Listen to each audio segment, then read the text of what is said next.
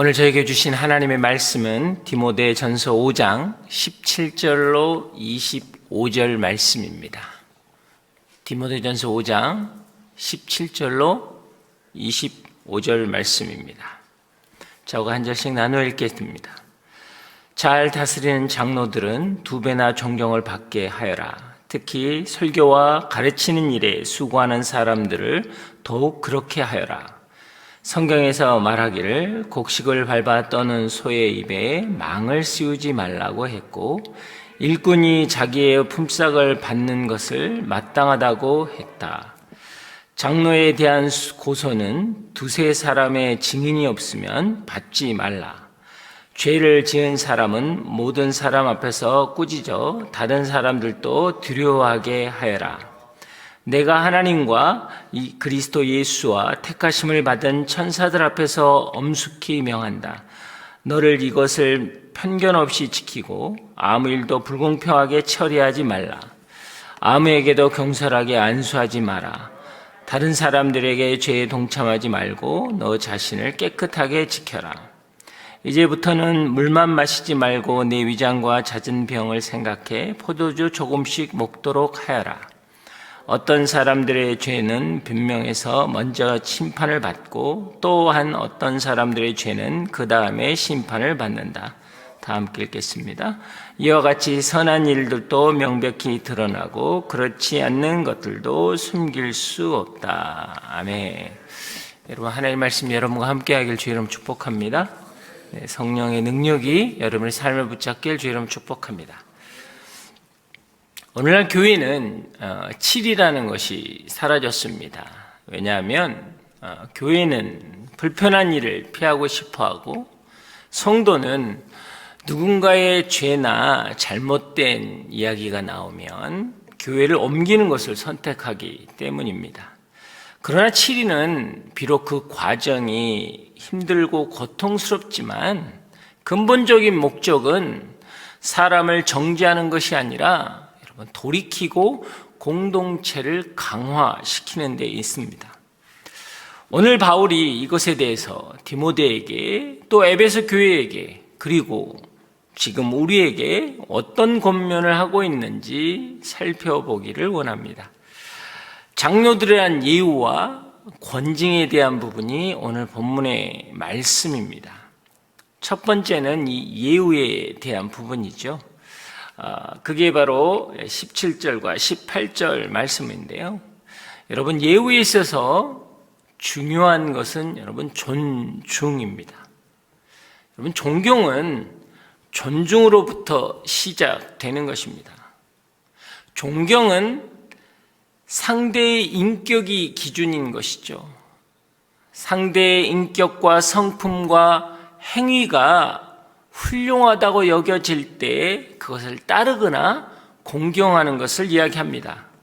그러나 존중은 내 인격이 기준입니다.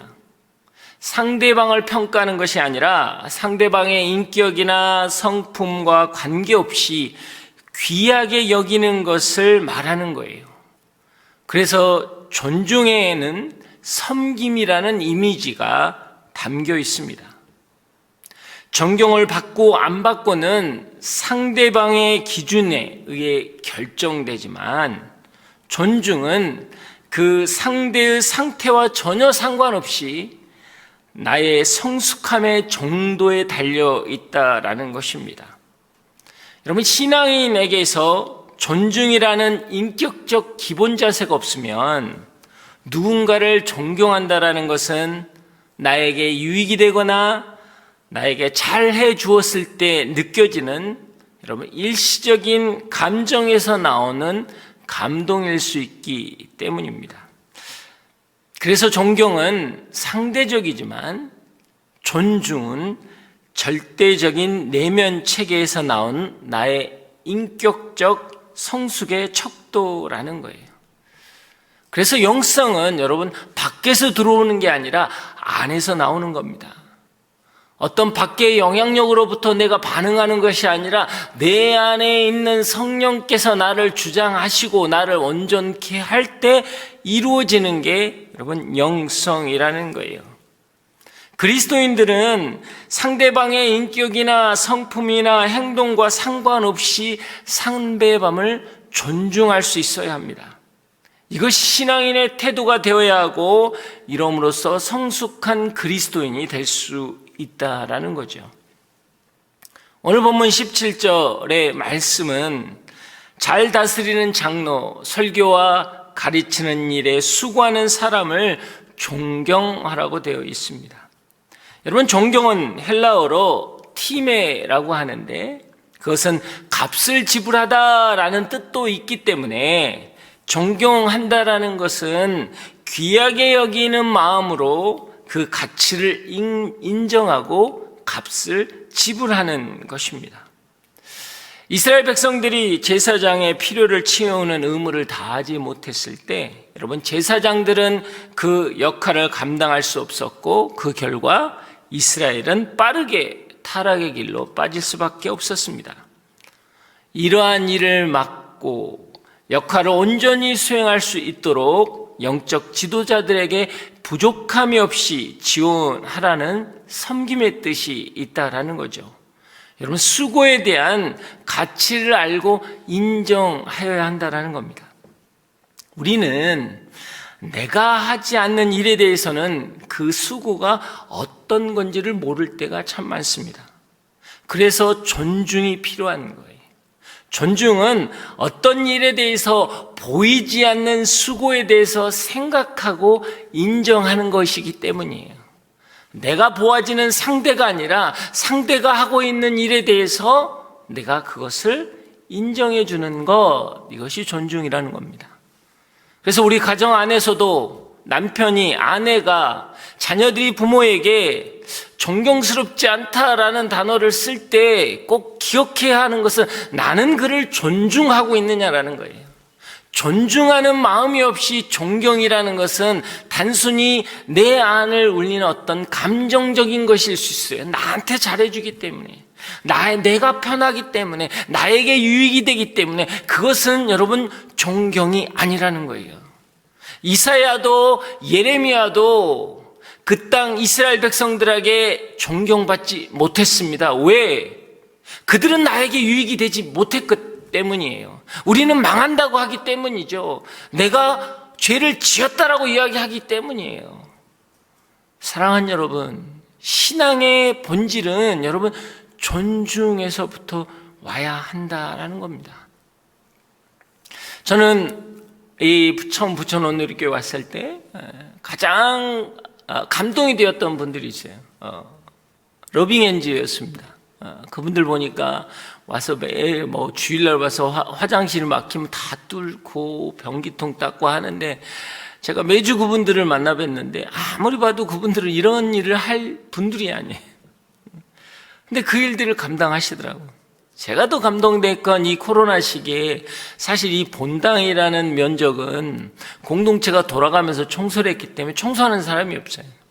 근데 코로나 기간에 아무도 오지 않기 때문에 아무도 청소하지 않았습니다. 근데 이 어려운 기간에도 2주에 한 번씩 오셔서 때로는 이 의자를 다 밀고 청소하고 여자분 몇 분이서 하는 거예요. 참 쉬운 일이 아닙니다. 근데 그 일들을 감당했기 때문에 오늘 여러분들이 여기서 깨끗하게 예배를 드리는 거예요. 근데 우리가 그것을 알지 못하면, 그것을 존중하지 못하면 존경할 수 없죠. 내가 보지 못했기 때문에. 사랑하는 여러분, 내가 보지 못했다고 할지라도 내 안에 존중하는 마음이 있을 때 우리 안에 온전히 회복이 있는 거예요. 여러분이 목회자를 대하는 태도도 마찬가지입니다. 리더십을 대하는 태도도 마찬가지예요. 나한테 뭐 해준 게 있나? 내 인사도 잘 안 받는 것 같은데? 여러분, 그렇지 않아요. 사정이 있겠죠. 바빠서 못 본 게 있죠. 그걸 안 받았겠어요? 그렇지 않다라는 겁니다. 그래서 정말 우리가 누군가를 예우한다라는 것은 존경으로 가시면 안 됩니다. 내가 보기에 받을만하다. 아니요, 그렇지 않아요. 내가 보기에 받을만하지 못하더라도 그 사람은 존중되어져야 해요. 그 사람은 하나님과 하는 동행하는 일들이 있기 때문입니다. 그 마음이 우리 가운데 회복되길 주의 이름으로 축복합니다. 두 번째는 권증입니다. 권증에 있어서 저는 이 소제목을 한번 붙여보기를 원하는데요. 죄인인 나와 죄를 발견한 나라는 것입니다. 첫 번째, 먼저 죄인인 나를 살펴보기 원합니다. 24절에 보면 어떤 사람들의 죄는 분명해서 먼저 심판을 받고 또 어떤 사람들의 죄는 그 다음에 심판을 받는다라고 되어 있습니다. 죄는 누가 먼저고 누가 나중인가를 떠나서 이것은 단순히 순서의 문제일 뿐이지 다 드러난다라는 것입니다. 죄가 가지고 있는 두 가지 특징은 여러분 아담과 하와가 선악과 사건 위에 자신들의 벌거벗은 것을 두려워해서 숨었던 것처럼 죄는 항상 여러분 숨기고 싶어하고 또 죄가 드러나는 것에 대해서 큰 고통을 느낀다라는 것입니다.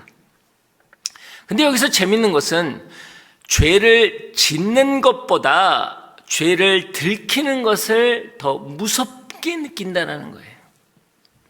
여러분은 어떻습니까? 제가 여러분에게 한번 질문해 보겠습니다. 죄를 짓는 것이 더 무섭습니까? 죄가 드러나는 것이 더 무섭습니까? 죄는 여러분 드러날 때 고통스러운 것이지 죄를 지을 때는요 기분이 좋은 거예요. 여러분 그래서 죄를 쉽게 짓는 것입니다. 죄를 지을 때는 이것을 로맨스라고 이야기합니다. 그러나 죄가 드러나면 그것은 불륜이 되는 거예요. 재정적으로도 마찬가지입니다. 죄를 지을 때는 성공한 기업가라고 이야기합니다. 그러나 죄가 드러나면 범죄자가 되는 거예요. 재정을 여러분 전용했다라고 하지만 재정을 횡령한 것이거든요. 내가 생각하는 열심이 여러분 다른 사람이 보았을 때는 욕심이 될 수 있는 거예요. 사람 앞에서는 선할 수 있지만 하나님 앞에서는 악한 것일 수 있다라는 것입니다. 마치 사울이 그랬죠. 아말렉과의 전쟁에서 아각의 전 왕을 붙잡고 정말 좋은 것들만 골라서 짐승들을 가지고 왔습니다. 그래서 백성들의 칭송을 받았다라는 거예요. 왕이 전쟁에 승리했고 그 전리품들을 통해서 백성들이 기뻐할 수 있었어요. 백성들이 보기에는 선한 일이었습니다. 그러나 하나님은 이야기하십니다. 내가 그를 택한 것을 후회한다. 그는 내 말을 지키지 않았다라는 거거든요. 여러분 이것이 우리에게 정말 중요한 영역이라는 것입니다. 바른 신앙이라고 하면 말씀 앞에 마음의 중심을 비추고 죄 짓는 자체를 훨씬 두려워해야 하는 거예요. 내가 죄를 안 짓는 노력을 하는 것이 아니라 죄 짓는 것이 힘들어야 하는 것입니다. 이게 신앙인의 태도라는 거예요. 요셉은 형이 자신을 죽이려고 하는 그 시선과 노예에 팔려가서 끝나버린 인생, 가슴에 분노와 상처를 안고 살아가는 인생이었습니다. 그 서름을 견디면서 열심히 최선을 다했어요. 그래서 결국 보디발 장군의 집에 두 번째 권력자 집사가 된 거예요. 여러분 그랬으면 뭐예요? 누리고 즐기고 살 수 있는 위치였다라는 거예요. 더 이상 이제 내가 내 고생해서 내 열심으로 내가 했는데 이제 좀 나도 누려야 되지 않겠느냐? 그 위치에 있던 그가 그 자리는 하나님과 함께한 자리였기 때문에 유혹을 뿌리치고 고난과 역경의 자리로 기꺼이 가는 것입니다. 그리고 그가 고백하는 게 그거예요.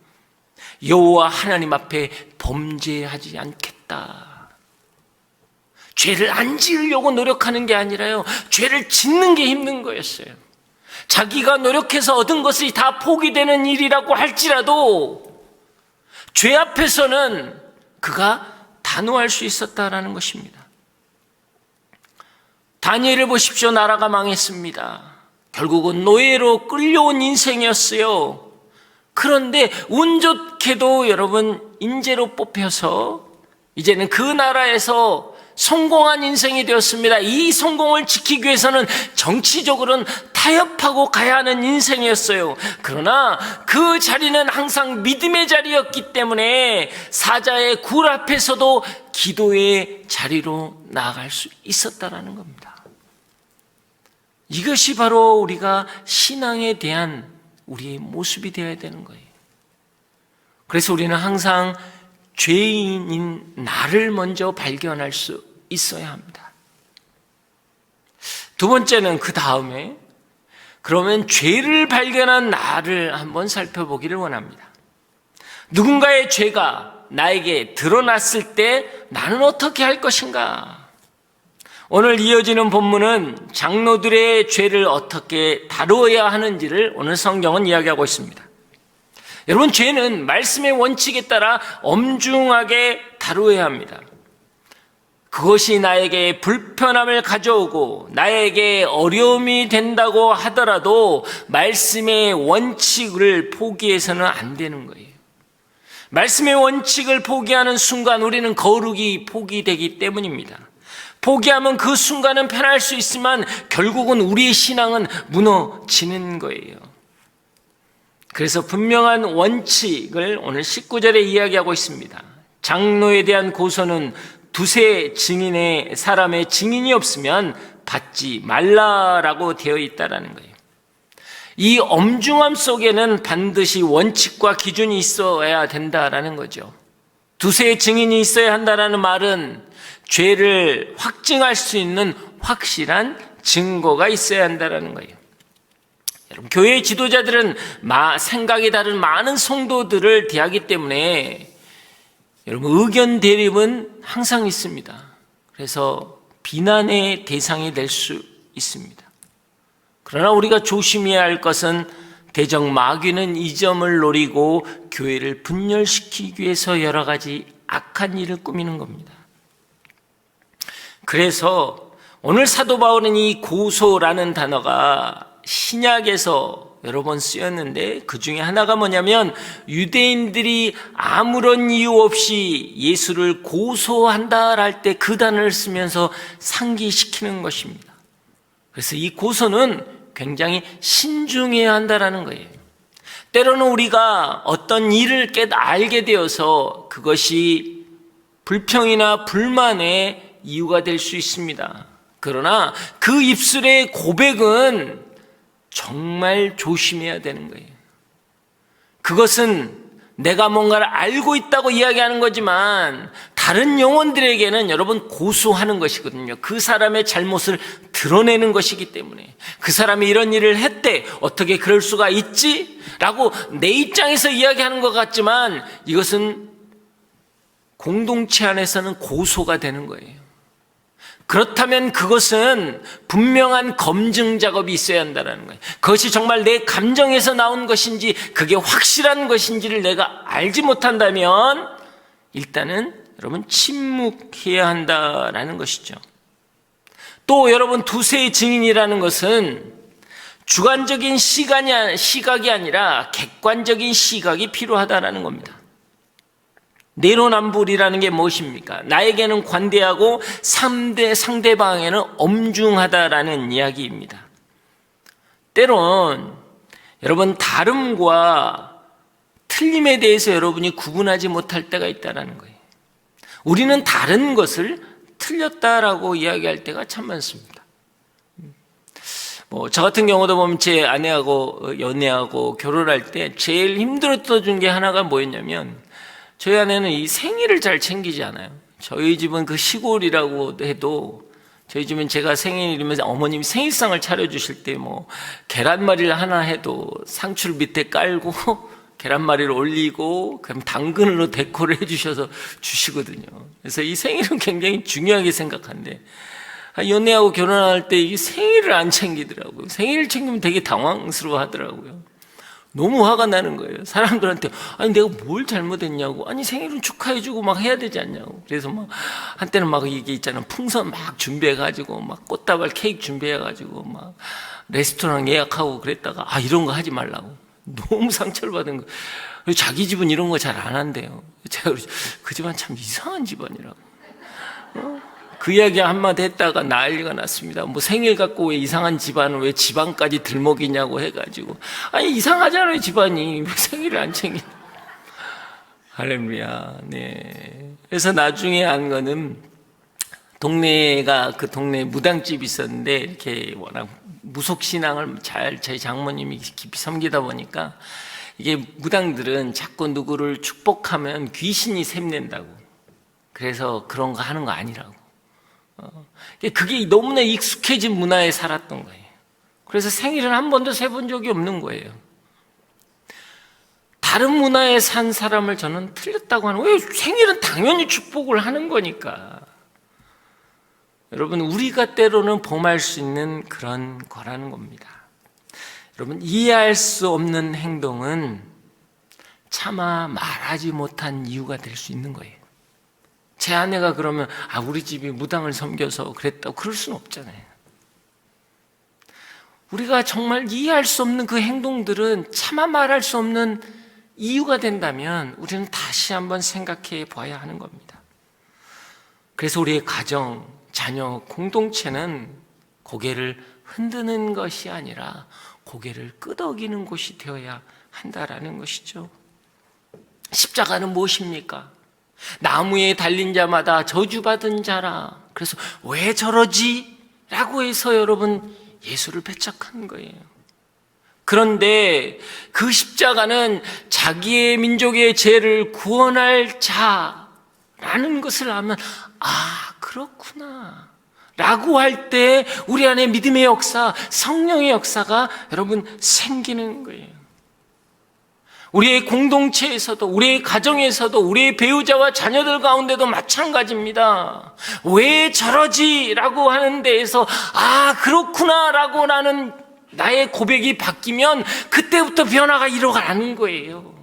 그 안에서 놀라운 역사들을 여러분 경험하는 것입니다. 이해할 수 없는 행동을 하거나 말이 되지 않는 어떤 상황 가운데 있을 때 말 못할 사정이 있어서 저러겠지 한 번쯤 생각하고 이해하고 존중해 줄 때, 그럴 때 여러분 변화의 기회를 갖는 것입니다. 왜냐하면 우리의 역할은 고소가 아니라 용서와 중보이기 때문입니다. 그래서 여러분 이 엄중함에 있어서는 투명함과 공정성이 있어야 하는 겁니다. 20절에 보면 죄를 짓다라는 단어의 시제는 현재 분사형으로 되어 있습니다. 죄의 사실을 증명하는 것뿐 아니라 계속 그 죄 가운데 있음을 말하는 것이기 때문입니다. 그럴 때 교회는 죄를 반드시 공개적으로 드러내야 하는 겁니다. 모든 사람 앞에서 죄를 다루되 투명하게 처리해야 합니다. 여기서 조심해야 할 일은 어떤 사람의 죄를 드러낼 때 과거에 있는 모든 것을 가지고 유추해서 덮어 씌우는 게 아니라 그것에 대한 정확한 팩트만 갖고 이야기해야 하는 거예요. 교회는 실수한 사람을 실패하는 자로 만드는 것이 아니라 신실한 사람으로 만들어야 하기 때문입니다. 그래서 우리는 정말 하나님 앞에서, 성도 앞에서 거룩함을 외쳐야 하는 거예요. 함께 기도하고 회개하고 변화되어서 건강한 공동체를 만들어 나가야 하는 것입니다. 그런데 오늘 성경은 다른 사람도 두려워하게 하라라고 되어 있습니다. 그래서 이 권징은 힘의 논리가 아니라 이것은 예방의 논리입니다. 왜냐하면 죄는 전염성이 너무나 강하기 때문이에요. 한 사람의 죄가 전체 공동체를 무너뜨리기 때문이죠. 누군가는 그 죄를 답습할 수 있고 누군가는 그것 때문에 상처를 받게 되기 때문입니다. 그래서 여호수아 7장에서 뭐라고 이야기합니까? 여리고 전투 위에 아간이 전리품을 품고 숨겼습니다. 그래서 더 적은 여러분 아이성에서 전투를 피하게 되지요. 그것을 통해서 우리가 깨닫는 것은 무엇입니까? 한 사람의 죄가 공동체를 공경에 빠뜨릴 수 있는 거예요. 죄의 본성은 전염성이 강하기 때문입니다. 영적이지 못한 이야기는 파급성이 크기 때문입니다. 그래서 교회는 죄의 문제에 대해서 손을 놓고 있어서는 안 된다라는 거예요. 그것은 다시 이야기하면 내 죄가 남에게 전가되지 않도록 먼저 하나님 앞에 나아가야 하는 것입니다. 내 안에 있는 죄의 사슬이 끊기도록 우리는 기도하며 나아가야 하는 거예요. 그래서 우리는 교회 앞에서 거룩하고 온전해져야 하는 것입니다. 사랑하는 여러분, 우리는 주님으로부터 세움받은 사람입니다. 우리의 죄, 우리의 행동이 예수 그리스도의 이름을 망령되게 할 수 있다는 거예요. 한 사람의 죄가 교회를 무너뜨리듯 오늘 주님께서는 우리에게 불러 세우셨습니다. 그리고 그 일을 감당케 하고 있다는 거예요. 나 한 사람이 얼마나 중요한 것을 기억해야 하는 것이죠. 그래서 22절에는 너희는 아무에게나 경솔하게 안수하지 말라라는 거예요. 너가 안수한 그 사람을 세우면 그것은 교회가 보증해야 하기 때문이에요. 오늘 그렇습니다. 내가 그리스도인이 된 것은 예수님이 보증하신 거예요. 그래서 나의 잘못 때문요, 예수 그리스도가 세상 가운데 수치를 당하는 거예요. 우리는 신앙으로 돌아간다면 그것은 나는 하나님을 망령되이 여기게 되는 삶이 된다라는 것이죠. 우리는 우리 스스로를 돌이켜 보아야 합니다. 분명히 성경은 이야기하고 있습니다. 오늘 성경은 어떤 권징에 대해서 이야기하지만 그 전에 첫 문장은 잘 다스리는 장로와 설교와 가르치는 일에 수고하는 사람을 존경해라 라고 되어 있고, 마지막은 이와 같이 선한 일은 명백히 드러날 것이다 라는 거예요. 우리에게 죄악에 대한 부분을 이야기하는 것이나 너가 정말 힘들고 어려움 가운데도 믿음의 선한 싸움을 싸워 이겨 나아가면 하나님이 반드시 세울 것이고 온전케 하시고 회복해 하겠다라는 거예요. 내가 기억하겠다라는 것입니다. 나의 삶을 세상의 기준으로 삼지 마십시오. 세상의 시각에 두지 마십시오. 오늘 주님께서 눈동자처럼 여러분을 지키신다라는 거예요. 보신다라는 거예요. 기억하시고 기록하신다라는 것입니다. 그래서 오늘의 나의 삶은 세상에 기록되는 것이 아니라 성경에 기록되는 것이기에 세상의 역사가 아니라 여러분 하나님의 구속사라는 거예요. 그 믿음으로 나아가길 주의 이름으로 축복합니다. 그 은혜가 여러분을 살리길 주의 이름으로 축복합니다. 오늘 이 시간 우리가 기도하며 나아가기를 원합니다.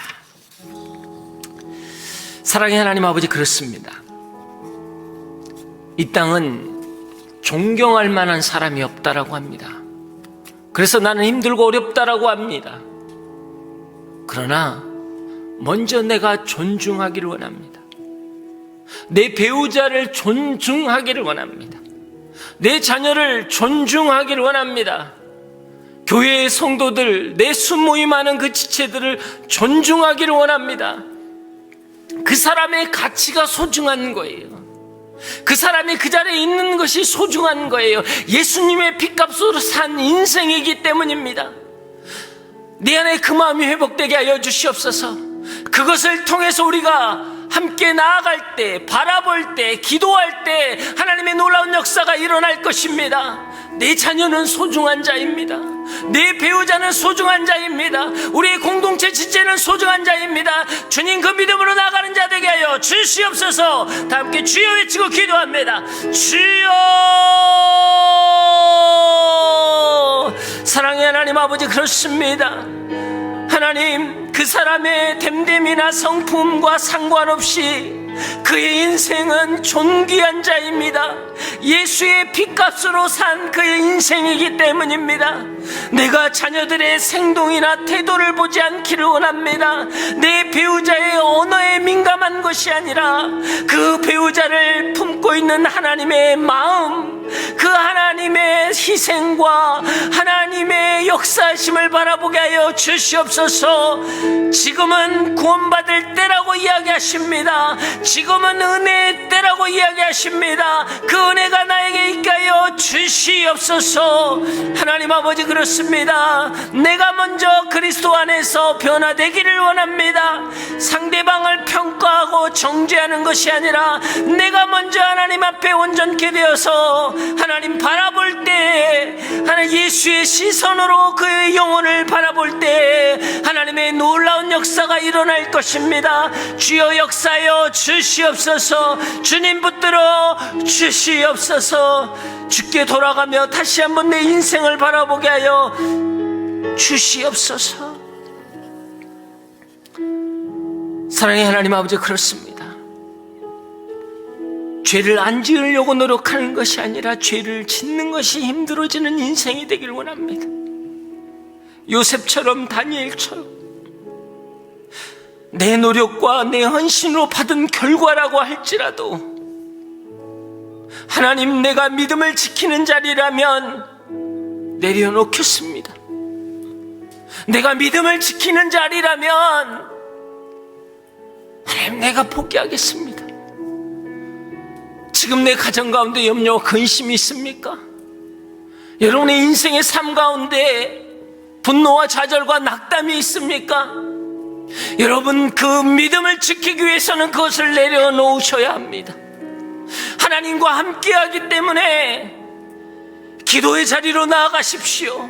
예배의 자리로 나아가십시오. 그럴 때 하나님이 높이 세우실 것입니다. 그 믿음을 가지고 나아갈 때마다 우리 안에 회복이 있게 하여 주시옵소서. 믿음을 선포하는 자마다 회복이 있을 지어다. 주여 은혜 내려 주시옵소서. 다시 한번 주여 외치고 기도합니다. 주여. 사랑의 하나님 아버지, 그렇습니다. 주님, 우리의 삶의 자리 때로는 왜 그럴까? 내 인생에 물음표가 있었습니다. 하나님, 언제까지입니까? 이것을 왜 내가 감당해야 합니까? 내 인생에 수많은 물음표 가운데 있을 때 하나님, 내가 다시 한번 주 앞에 나아가길 원합니다. 아, 그렇구나. 주님이 여기 계셨구나. 주님이 그것을 인도하고 계시는구나. 그 믿음을 선포하게 하여 주시옵소서. 하나님, 그렇습니다. 내 인생의 십자가는 고통과 아픔일 수 있습니다. 원망과 낙담과 좌절일 수 있습니다. 그럼에도 불구하고 주님은 자기를 부인하고 자기 십자가를 지라 하십니다. 그것이 살리는 길이기에, 그것이 회복의 길이기에, 그것이 생명의 길이기에 주님은 우리에게 따라오라 하십니다. 내가 믿음을 가지고 그 길을 감당케 하여 주시옵소서. 내가 믿음으로 선포하게 하여 주시옵소서. 내 자녀를, 내 배우자를 물음표로 보지 않게 하여 주시고 느낌표로 볼 수 있게 하여 주시옵소서. 하나님이 하신다, 하나님이 이루신다, 하나님이 온전케 하신다라는 그 믿음의 선포가 있게 하여 주시옵소서. 아버지여, 주의 이름을 부르며 나아가게 하여 주시옵소서. 주님 역사하여 주시옵소서. 오늘 시간 교회를 위해서 기도하기를 원합니다. 이 땅의 교회들은 이제는 회개와 거룩을 선포하지 않고 복만을 이야기합니다. 성도들이 그것을 좋아하기 때문에. 하지만 교회는 거룩을 회복해야 합니다. 죄는 도려내야 합니다. 그래야 하늘에서 부어지는 놀라운 30배, 60배, 100배의 축복을 얻게 되는 것입니다. 그러기 위해서 먼저 우리가 깨어 있어야 합니다. 교회가 회개해야 합니다. 교회가 온전해져야 합니다. 이 땅의 교회들이 하나님의 말씀 앞에 무릎 꿇게 하여 주시옵소서. 돌이키게 하여 주시옵소서. 온전케 되게 하여 주시옵소서. 다시 한번 주여 삼창으로 기도합니다. 주여, 주여, 주여. 사랑의 하나님 아버지, 그렇습니다. 하나님, 때때로 교회를 분열시키는 많은 일들이 있습니다. 내가 그것의 도구가 되지 않겠습니다. 불평과 원망의 도구가 되지 않겠습니다. 보여지는 일에 나의 생각으로 가지 않겠습니다. 하나님의 마음으로 가기를 원합니다. 하나님의 뜻으로 가기를 원합니다. 주님 역사하여 주시옵소서. 이 땅의 교회들이 다시 한번 회개하며 거룩을 회복케 하여 주시옵소서. 세상의 계획이나 세상의 생각이나 세상의 어떤 조직의 문화로 가지 않기를 원합니다. 오직 성령의 역사와 성령의 인도하심과 성령의 거룩의 목소리를 듣기를 원합니다. 주님 은혜 내려 주시옵소서. 주님 은혜 내려 주시옵소서. 먼저 교회가 하나 되게 하여 주시고 온전케 하여 주시옵소서. 주님 붙들어 주시옵소서. 사랑의 하나님 아버지, 그렇습니다. 말씀은 우리를 속박하고 정죄하게 함이 아니라 선한 것이 무엇인가를 가르치고 하나님의 나라를 보게 하는 것입니다. 오늘 하나님께서는 선과 악은 하나님 앞에서 결코 드러날 것이라고 말씀하셨습니다. 우리가 때로는 억울하고 힘들고 고통스러울지라도 우리의 믿음의 여정을 나아갈 때, 우리의 믿음의 흔적이 있을 때 하나님은 그것을 기억하시고 하늘의 영광으로 갚아 주실 것입니다. 그 믿음으로 나아가는 저희들 되게 하여 주시옵소서. 때로 이해할 수 없는 행동들에 대해서 차마 말 못할 이유가 있다는 것을 우리가 알게 하시고, 존경하는 사람을 찾는 게 아니라 내가 존중하는 인생이 되게 하여 주시옵소서. 이제는 우리 주 예수 그리스도의 은혜와 하나님의 그 크신 사랑과 성령의 교통하심과 만지심이 오늘 하나님의 나라를 바라보며 내 인생 가운데 그 하나님의 선한 눈빛, 선한 일을 기억하며 나아가기를 고백하는 여기에 머리 숙인 한 분 한 분 머리 위에, 그분들의 자녀들과 가정과 일터 위에, 이 나라와 이 민족 위에, 그리고 교회 위에 지금부터 영원히 함께 하시기를 간절히 축원하옵나이다. 아멘.